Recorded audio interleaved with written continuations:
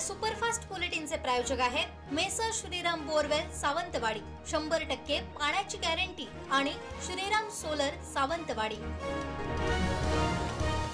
बांदा येथील आफताब शेख या तरुणाला आत्महत्येसाठी प्रवृत्त केल्याप्रकरणी बांदा पोलिसांनी 5 जणांविरुद्ध गुन्हा दाखल केलाय। वैभववाडी पोलिसांनी मोबाईल टॉवरच्या केबल चोरी प्रकरणी एकाला पुण्यातून अटक केली आहे। या प्रकरणी मोठं रॅकेट उघडकीस येण्याची शक्यता आहे। सिंधुदुर्ग जिल्ह्यातील पहिल्या जत्रोत्सवाची सुरुवात कुडाळ तालुक्यातील आवळेगाव येथील श्रीदेव नारायण मंदिर या जत्रेला 3 नोव्हेंबर पासून सुरुवात झाली। वकिलावर साक्षीदाराने केलेल्या गंभीर हल्ल्याच्या प्रकरणाची मुंबई उच्च न्यायालयाचे मुख्य न्यायमूर्ती चंद्रशेखर यांनी गंभीर दखल घेतली आहे। महाअधिवक्तांनी वकील संरक्षण कायद्यासंबंधीची तांत्रिक पूर्तता करून पुढील 3 महिन्याच्या आत हा कायदा आणण्याचे लेखी आश्वासन दिले। पावसाने उघडीप घेतल्यानंतर रविवारी समुद्री पर्यटन सुरू झाल्यानंतर काही तास होत नाहीत तोवर पुन्हा एकदा पावसाचे ढग तयार झाल्याने शेतकरी, मच्छीमार, पर्यटन व्यावसायिकांची बोबडी वळली आहे। मुंबई गोवा महामार्गावरील ओरोस क्रिश्चनवाडी इथं रविवारी सकाळी झालेल्या दुर्दैवी अपघातात स्थानिक रहिवासी शंकर विश्राम भोगले यांचा जागीच मृत्यू झालाय। रस्ता ओलांडत असताना एका दुचाकीने त्यांना जोरदार धडक दिल्याने अपघात घडला। जलजीवन अंतर्गत सिंधुदुर्गसाठी प्राप्त झालेला निधी अद्याप वितरित न केल्यामुळे कंत्राटदार महासंघाच्या वतीने मंगळवारी ग्रामीण पाणी पुरवठा विभागासमोर तीव्र आंदोलन छेडण्यात येणार असल्याचा इशारा दिलाय। ओरोस येथील परबवाडीने यंदा तुळशीच्या लग्नात गावकऱ्यांनी वराला चक्क खऱ्या नवरदेवाप्रमाणे मानसन्मान देऊन त्याचा विवाह सोहळा अविस्मरणीय केलाय। हा आगळावेगळा तुळशी विवाह संपूर्ण पंचक्रोशी चर्चेचा विषय ठरलाय। बांद्यातील आत्महत्या प्रकरणाचा कोणाच्याही दबावाला बळी न पडता पारदर्शक आणि सखोल तपास व्हावा अशी ठाम मागणी सकल हिंदू समाजाचे जिल्हाध्यक्ष सीताराम गावडे यांनी केली आहे। मुंबई गोवा महामार्गावर झाराब इथं राज्य उत्पादन शुल्क कुडाळ शाखेच्या पथकानं गोवा बनावटीची दारू वाहतूक करणारी कार पकडली।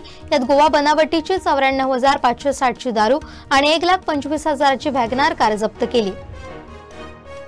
सातोळी भावळाट ग्रामपंचायतीचे माजी उपसरपंच, ठाकरे शिवसेनेचे प्रमुख पदाधिकारी प्रशांत सुख यांनी भाजपात प्रवेश केलाय। भाजप जिल्हाध्यक्ष प्रभाकर सावंत यांच्या उपस्थितीत आणि संदीप गावडे यांच्या माध्यमातून हा पक्षप्रवेश करण्यात आलाय।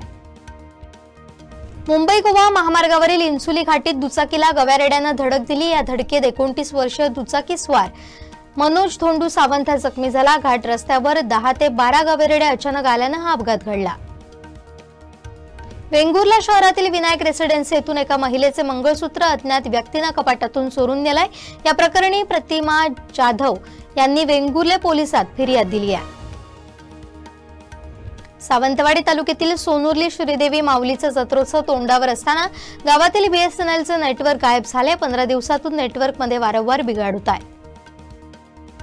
मुंबई गोवा महामार्गावर बांदा सटमटवाडी इथं रस्त्यावरील गतिरोधकाचा अंदाज न आल्याने भरधाव वेगात मोटारीने 2 वाहनांना धडक दिली। या अपघातात कोणालाही गंभीर दुखापत झाली नाही, मात्र दुचाकी आणि 2 मोटारींचं नुकसान झालंय।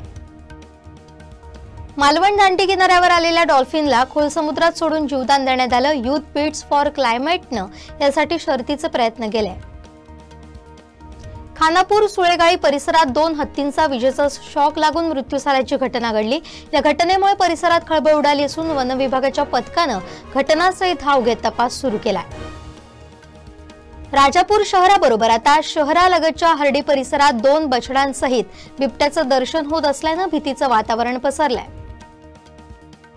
ठाकरे शिवसेनेच्या रत्नागिरी शहर परिवर्तन पदयात्रेला रविवारी उत्साहात सुरुवात झाली। सकाळी रत्नागिरीचे ग्रामदैवत श्रीदेव भैरीच्या दर्शनाने या पदयात्रेचा शुभारंभ झाला। जीएसटी संकलनात गोव्याला ऑक्टोबर महिन्यात एकूण 545 कोटी रुपये महसूल प्राप्त झालाय, मात्र गतवर्षीच्या या महिन्याच्या तुलनेत त्यात 3% घट झाली आहे। गोव्यात कोकणी वेगवेगळ्या प्रकारे बोलली जाते, यामुळे तिचे प्रमाणीकरण करण्यासाठी धावपळ नको, आग्रही नको असं मत एनआरआय आयुक्त डॉक्टर नरेंद्र सावईकर यांनी व्यक्त केलंय।